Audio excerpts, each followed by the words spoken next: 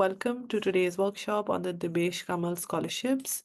So today I'll quickly introduce you to Project EduAccess and your panelists for today, who will then take over and talk to you about the scholarship, give you a sense of the timeline, discuss the eligibility, application process, what the interview is like, and then give you some general tips about the application, and then we move to a Q&A. For those of you who are joining us for the first time, we are Project EduAccess. We believe that access to higher education, leadership, and professional opportunities is a privilege that most people from marginalized communities are systematically denied through cost, information, and dispositional barriers. And we try to improve inclusivity in these spaces by removing some of these barriers for those who come from marginalized communities. We do this by providing mentorship, engaging in advocacy, and also running in-person and online capacity building workshops. And today's workshop is a part of our series of workshops on scholarships for higher education abroad. And to do this, we have with us Devina, who's been a mentor with us for a long time and is doing a workshop on this scholarship again. She was the one who did it last year. So if some of you are continuing mentors, continuing mentees, you'd be familiar with Devina. So Devina did an LLM from University of Cambridge and was a recipient of the Debesh-Kamal Scholarship in 2022 and 2023. And she will be talking to you about the scholarship. Thank you so much, Devina, for joining us today and for taking the time out to speak to everyone about the scholarships. And I will hand it over to you now. Thank you so much, Mispa. Um, I'll start with the overview and timeline of the scholarship. The Debesh-Kamal scholarships are awarded by the Ramakrishna Mission Institute of Culture to deserving candidates for the purposes of higher education or research abroad. The Ramakrishna Mission Institute of Culture has a twin organization called the Ramakrishna Mutt. So when you're looking at the scholarship and researching on the scholarship, I'd advise you to look at both those institutions and see what kind of work they do. The value of the scholarship is around rupees 1 lakh, tenable for 1 year only. Since this amount will not be adequate for studies abroad, candidates will have to produce acceptable evidence of other resources or committed financial support.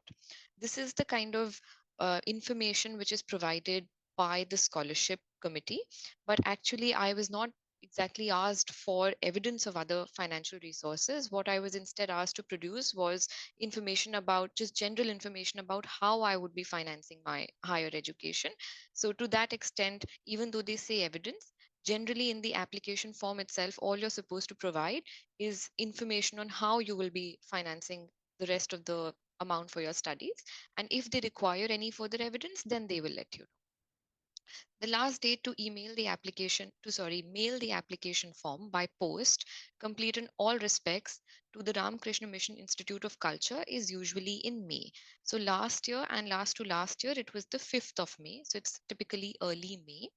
Applications for 2024 to 2025 will be opening soon. Shortlisted candidates will be expected to appear before a selection committee for a virtual or online interview. The eligibility for the scholarship is that it's open to Indian nationals irrespective of caste, creed, and religious faith. Candidates must have a uniformly good academic record with first class marks at the honors or postgraduate level. But this criteria is, of course, relaxable by the selection committee. Candidates should not ordinarily be more than 30 years of age, but again, exceptions may be made for short term postgraduate or postdoctoral researchers. The preferred subjects of study or research are the humanities and the basic sciences, but candidates in other disciplines such as social sciences and applied science and technology can also be considered. So, again, all of these criteria are relaxable by the committee, and none of them is too stringent to restrict you from applying. Candidates will have to submit evidence of having been admitted to a course of study or research at a major university or comparable academic institution abroad. The application process is a twofold process. First, candidates will be expected to fill out the application form. And this is usually made available in late February because the applications usually open on the 1st of March. So the 1st of March is when you can start sending in your applications to the Ramakrishna Mission. So be prepared and keep looking out for the application form later this month. It will be made available on the website of the Ramakrishna Mission Institute of Culture. Candidates are expected to mail their applications for the scholarship to the Secretary, Ramakrishna Mission Institute of Culture at Gol Park, Kolkata. The envelopes should carry the inscription Debesh-Kamal Scholarship. So be mindful that you have to send the application by post, and this is not an online application that needs to be submitted. As we discussed, the deadline is somewhere in early May. So you have to send out your application well before that so that it reaches the institution by the 5th of May or whatever the deadline is for this year. Candidates will have to submit, along with their applications, a bank draft for 200 rupees in favor of the Secretary, Ramakrishna Mission Institute of Culture, as the application fee, which is not refundable. And we coming to the first stage of the application, which is filling out the application form. So the application form for this year, as we discussed, has not been released yet, but typically the form remains the same from year to year. At least for the last 3 or 4 years, I think they've not tweaked the form a lot. So these are the details that we expect you to have to fill out in the application form. It will require you to provide the following information: your personal details, so things like your name, age, parents' details, address, and such other biographical information; academic information, including details of grades in classes 10th and 12th, final results of bachelor's degree, and the final results of master's or other degrees if completed; then research work details. So research work details is a small section in the form which asks you to set out your research work details. But the form also says that if you're planning to do research work or a research degree, then you should attach a separate document setting out your research outline. And this is the outline that should have been approved by the university or the place where you're going to pursue that study. So research work details will need to be set out in greater detail in that case. The proposed study plan. This includes the name of the university or the institution where admission has been secured or applied for, the course of study to be undertaken, the likely duration of the course, the estimated cost for 1 year. This will again include your travel expenses, annual tuition fee, and other estimated expenses. Travel expenses would mean your to and fro travel expenses to and from the place of study. Tuition fee would obviously mean the fee that you have to pay to the institution, and other estimated expenses would be your maintenance expenses, visa fees, and such other expenses. Other resources of financial support. So, as we were mentioning, there will be a small section in the application form where you'll just have to explain how you propose to sponsor your studies in entirety, because the amount of 1 lakh is clearly not going to be enough for that purpose. So, that's something that you set out in the application form.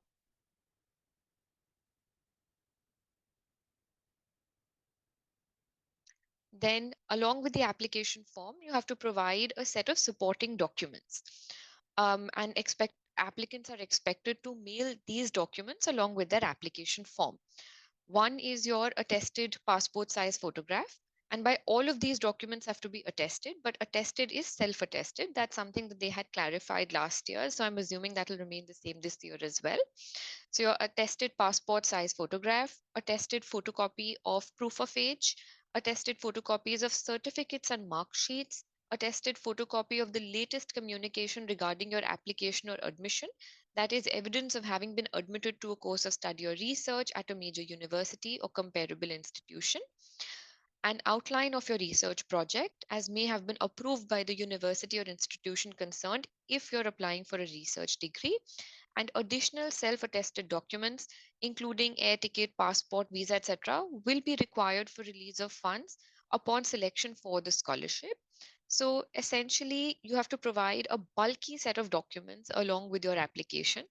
And uh, apart from your proof of age or passport size photograph, the demand draft that you will be attaching, evidence of your course of study research, apart from that, you will have to include all your mark sheets and certificates. So they haven't exactly specified what types of certificates, but the guidance is usually that all your co-curricular and extracurricular certificates which are relevant to the application.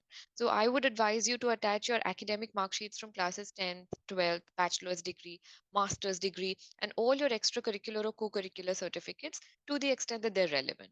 So I would not attach things which are from too long ago, such as from school, but anything which I've done in college or otherwise which appears to be relevant to the scholarship, I would attach that. And one thing that you could probably do uh, to make your application more easy to read, more easy to follow, is to either include an index of documents. That's something that I had done. So saying these are the documents I'm attaching, listing them out, and maybe attaching flags or in some way organizing the documents such that they are easy to follow. Or alternatively, what you can do is you can attach your CV, and in your CV, you can mark out separate documents as annexures and then label the documents accordingly. So, annexure A could be, let's say, your mark sheets, and then you label as in you can put a flag on your mark sheet saying annexure A. Annexure B could be some extracurricular certificates, annexure C could be co-curricular certificates, and so on. The idea is just to make the process of reviewing the documents simpler and easier for the selection committee.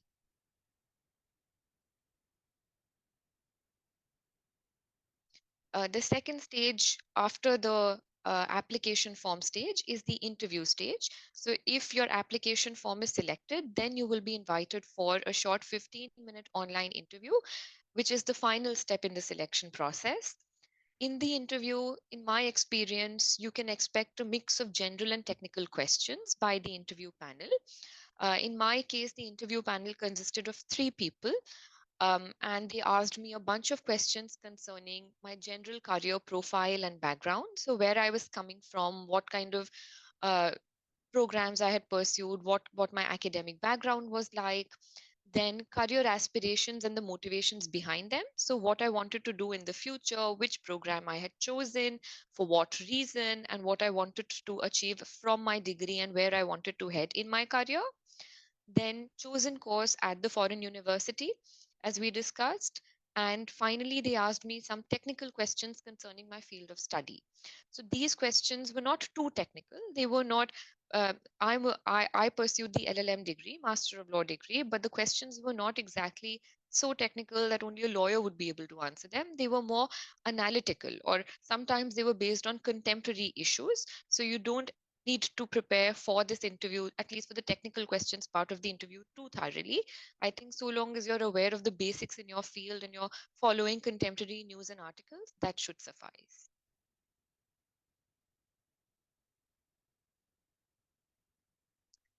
General tips. So, since it's a fairly straightforward application process consisting only of two stages, one is the application form stage and one is the interview stage. My tips are also aligned with those two steps in the application process. One is for the application form stage, as I said, keep the process, keep the documents very well organized, very systematic, try and flag them, make it as easy as possible for the review panel to actually review your documents. Include things which are relevant. I would ask you to not make the documents too bulky, not to include everything that you think is relevant, but things which might actually be helpful for the purposes of your selection. And as I said, either use flags and an index or a CV, and try to keep your documents well organized. And for the interview stage, it's a short 15-minute interview. And the interview panel, it's not necessary that the interview panel is an expert in the area of your study, because on the same day, it's the same panel that's interviewing all the candidates, people from diverse backgrounds. So don't fret too much about the interview. Keep it short and simple and try to just be familiar with what's going on in your field, have the basics in your field clear, and I would suggest expect a bunch of analytical questions or questions which are not too technical. For instance, in my case, I was asked something along the lines of the the representation of women in the Indian judiciary and what can be done to improve that, or what my thoughts on that were, and things like that. So as you can see, that's not too technical, and so long as you're confident and you're able to justify your stance, I think you'll do very well in the interview. That was it from my side. If there are any questions, I'm happy to answer them. Great. Thank you so much, Devina, for that presentation. Yeah, so now we move to Q&A. If you have any questions about the application process, about the interview, about when and how to apply, you can ask them now.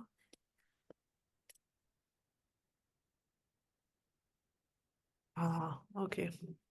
I think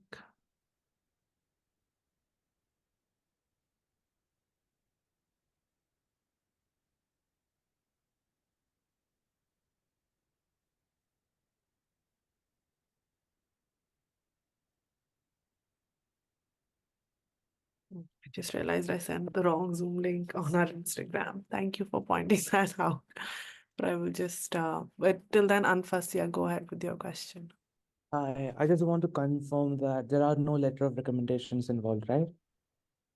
That's right. There are no letters of recommendation involved. You don't have to Thank you. submit that. Unless, of course, they tweak the process for this year, because the form for this year and the guidance for this year is not out yet. So if that happens, then you'll need to keep an eye out and prepare your application accordingly. But until last year, at least, there were no letters of recommendation that were required. Okay, thank you so much.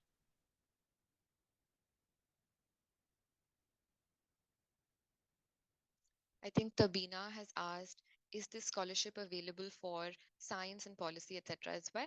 Yes, it is. So in the application form, they say that the application is mostly for humanities and basic sciences. But again, they've said that that is no restriction and they're open to considering applications from other fields as well. So practically, there's no restriction um, as to where and which background you're coming from.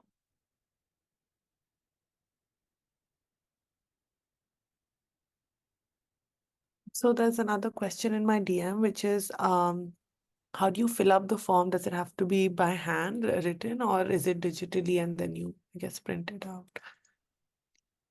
They've left it open to you. So, however you prefer to fill it out, you can do that. I had typed in my responses in the form itself and then printed it. So, I'd inserted text boxes. It's a PDF document. So, I'd inserted text boxes, typed out my responses, and then printed out the form, and that was acceptable.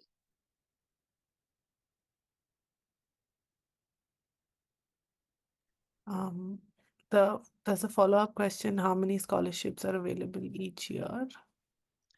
They don't usually release the figure.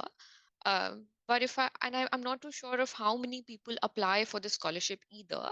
But in my year, around the 20 of us were shortlisted for the interview stage. And I'm not too sure, but I think around 10 or 12 people were finally awarded the scholarship. So those are the figures from 2022, 2023.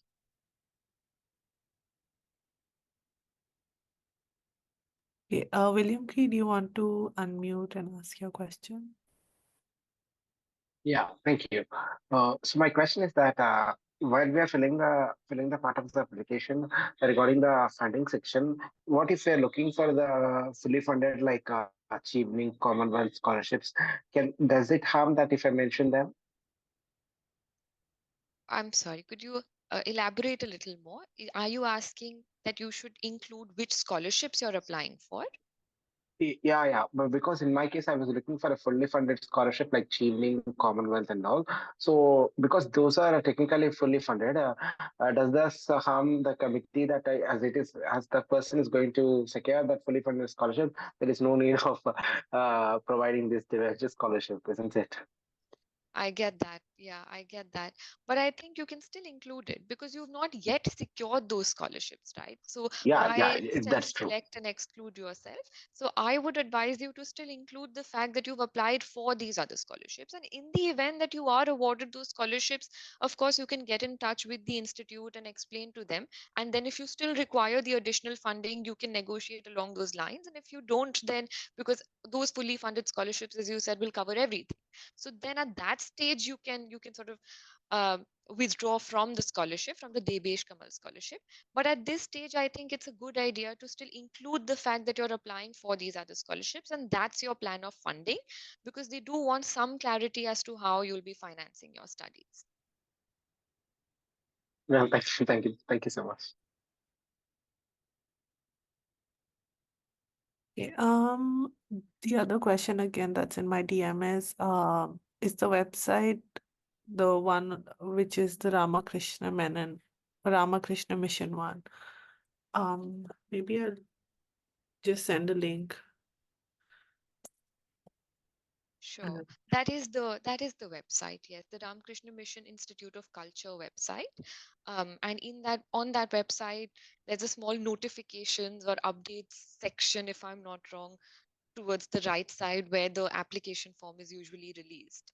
So if you open that website and you just do Control F Debesh Kamal, then you should be able to at least find the links for last year's scholarship forms, and that's where you can expect this year's scholarship form to be made available as well. I've received a DM as well asking if they pay full tuition fee and provide monthly stipend as well. So no, the amount of the Kamal scholarship is 1 lakh rupees.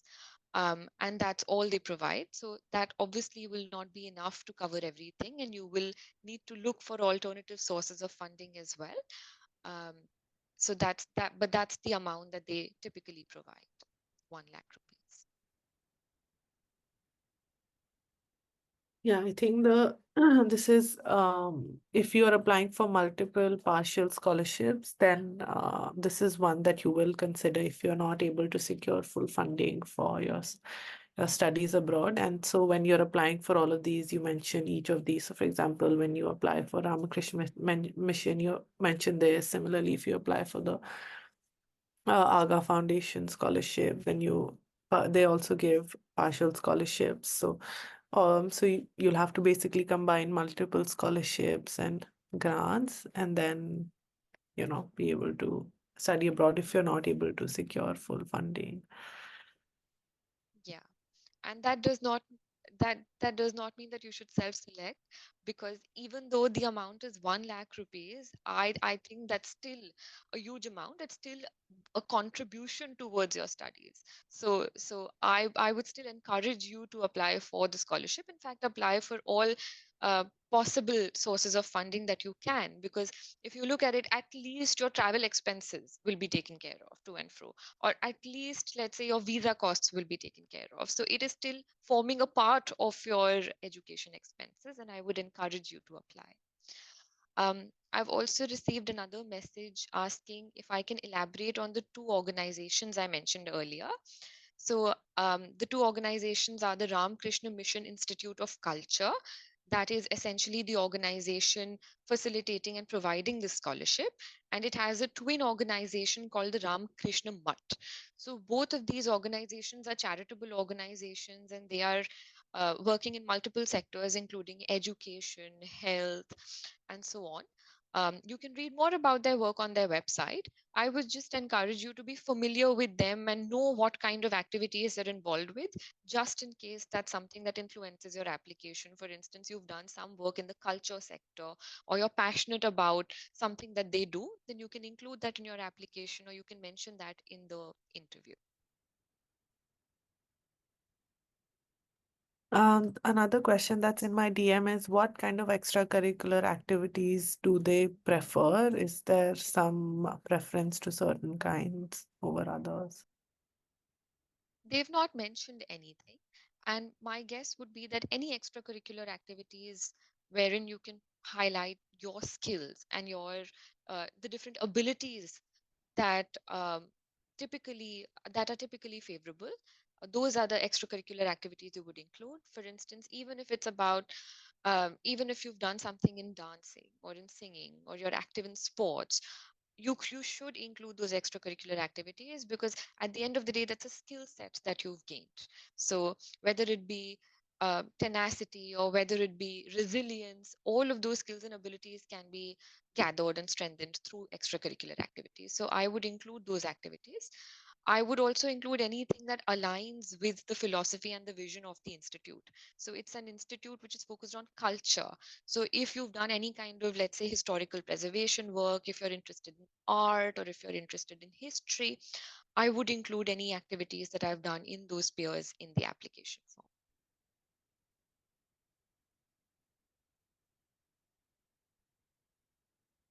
Another question in my DM is there a minimum CGPA requirement for the scholarship?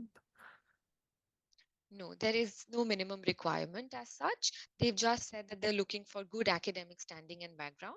So long as you have good academic background, good academic record, that should suffice.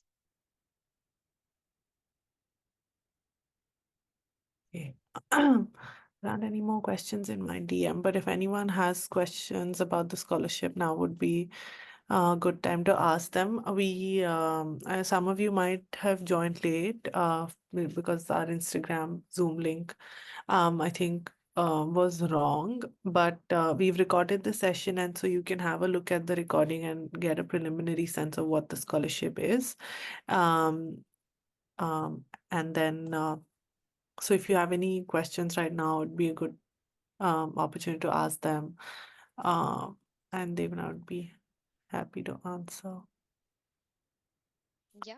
Someone is I'm asking, also happy to repeat anything else that we've covered during the presentation because it's a fairly straightforward process. So happy to answer any questions that you may have. someone is asking when will applications tentatively open? They mostly open on the 1st of March. For the last 2 years, the applications have been opening on the 1st of March. So you can expect the application form to be released later this month.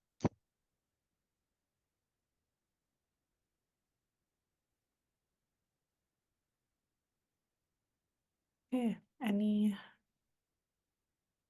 other questions? Any doubts, anything about the scholarship, about partial scholarships?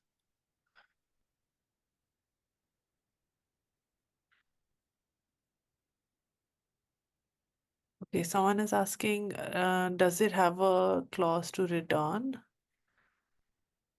To return to India, no, it does not. The only thing that they urge you to do is to, if possible, contribute to the corpus of the fund at a time when you're able to, so that they can continue providing scholarships to those who need them. But there is no requirement as such to return to your home country or even to contribute to the corpus. Tabina has asked which other scholarships should one consider. I think there's a list of these scholarships available on the EduAccess website, so that's something that you could check out. Um, but I looked at all other funding options that were possible. So I applied for the JN Tata scholarship. I applied for this one, even in-house scholarships at the institute of your choosing, wherever it is that you want to study. They'll have a number of scholarships available for students applying to them. There could be program-specific scholarships. So I would urge you to look at all of those and apply to them. Yeah, and we will be doing a session on the JN Tata scholarship as well. And Devina was a recipient of that, so you'll see her again.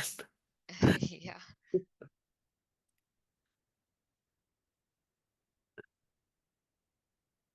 Yeah, So another. Sumaya has asked if the form should be handwritten or typed. You're right, it is supposed to be posted to the address that they've given, which is the address of the Ramakrishna Mission Institute of Culture in Kolkata. They've not specified whether the form should be handwritten or if it should be typed. So there is flexibility to that extent. What I had done was that it's a PDF document, so I had inserted text boxes and typed in my responses and then printed the form. So if you don't have great handwriting like me, that's something that you could do, but there is no requirement as such. You can either type out your responses or you can fill them in by hand.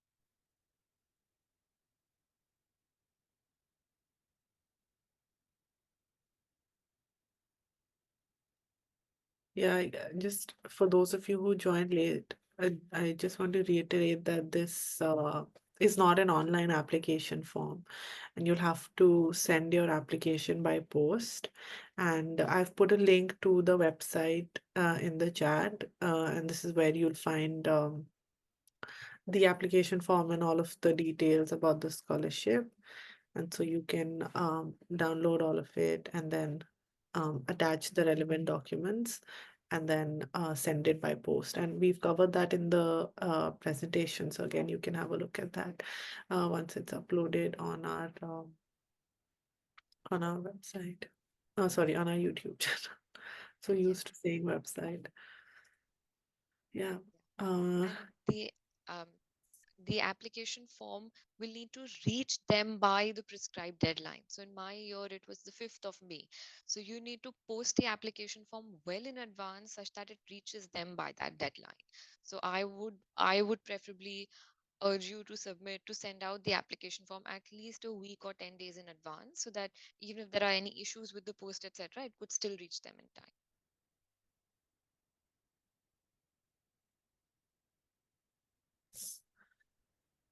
Um, for those of you who joined us late, do you have any other questions? Anything otherwise? I will not keep Devina for long on the call. And we can end the session. So maybe we'll wait 5 more minutes. So if anyone has any questions, you can raise your hand and ask your question, or you can send a personal DM to either me or to Devina, and we'd be happy to take it up. So anything about the scholarship, about the application? I've received a DM asking how to fill the PDF form because they had some difficulty in filling out PDF forms on their computer before. um, that I am not sure if I can recommend any online tools, but I usually use Adobe, and in that there's an option to insert a text box. So if you just go to insert text box or look for an option like that, you should be able to insert a text box and then type in your response in the text box, adjust the font size and things like that. A similar option is also available in preview on Macs, so that's something that you could try out.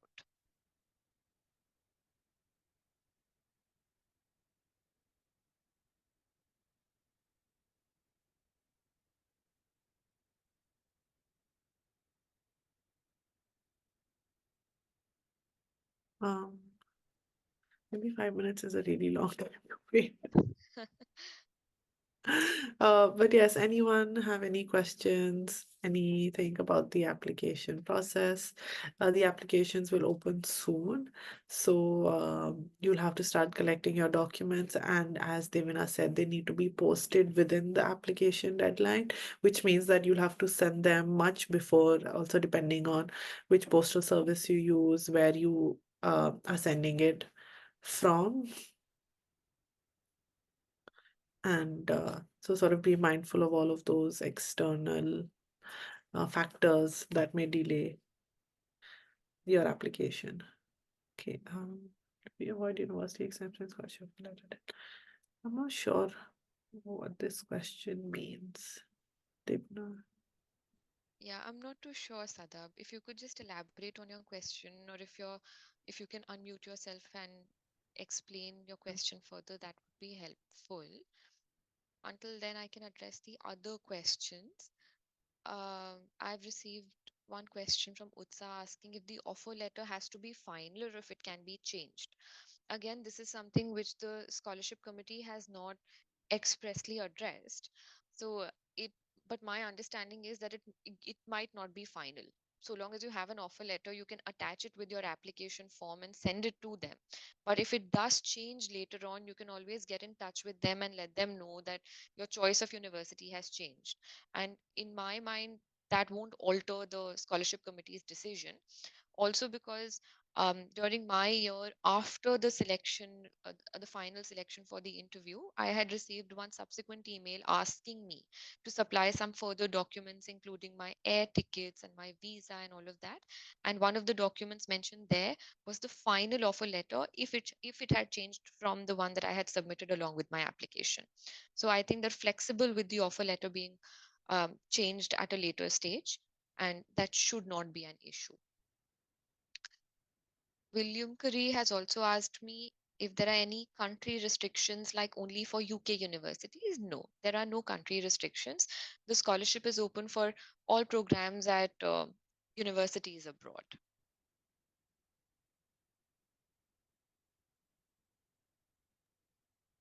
Okay, another question in my DM is, do you have to supply receipts so you get the scholarship as reimbursement, or do you get it directly in your account? You get it directly in your account. Again, that's not something that they've clarified, that they've specified anywhere, but for me, the amount was released directly into my bank account.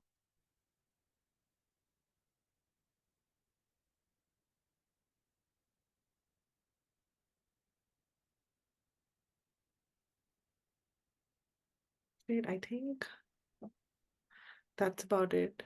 And we're almost to the end of an hour, so that's anyway almost time. If there are no more questions, then I will end the session now. And thank Devina for taking the time out on a Sunday morning to speak to everyone about the scholarships. And thank you everyone for joining us today. If you missed the recording, or if you missed the session in the beginning, as I said, you can have a look at the recording on our website, and I will send a link to that soon. We've also developed some um, um, guides on writing our application documents, so you can look at that on our website as well. And if you have any questions, and if you're not a mentee with us, then you can reach out to us at info@projecteduaccess.com. If you are a mentee with us and you have any questions, then reach out to the programs team. Um, yeah, William Cree, did you have a question?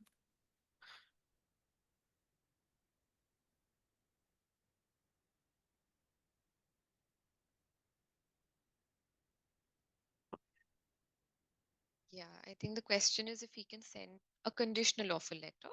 Yeah, you can send a conditional offer letter. They just require proof of acceptance. It could be conditional or unconditional. Great. Okay. With that, thank you again, Devina, for joining us. And thank you, everyone else who joined us today. Hope you have a nice rest of your Sunday and all the best with your application for the Debesh-Kamal scholarships. Thank you so much, Ms. Ba. Thanks, everyone.